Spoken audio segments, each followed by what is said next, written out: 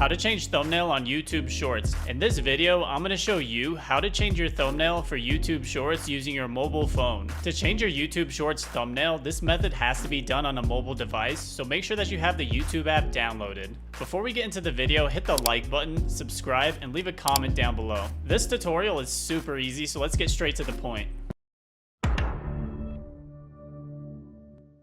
What's going on, you guys? calmcoolsavage back at it again with another tutorial. Have you ever wondered how to change your thumbnail when uploading a YouTube short? Well, let's talk about it. So what you're going to want to do is open up the YouTube app on your mobile device. Once you have your mobile app open, in the bottom right corner, press U.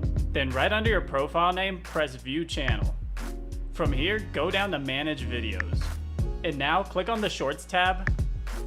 And next, you're going to want to click on the three dots on the right. From here, click on Edit. Now at the top left of your short, there's a little edit icon. Go ahead and click on that. And from here, you can choose the thumbnail that you want.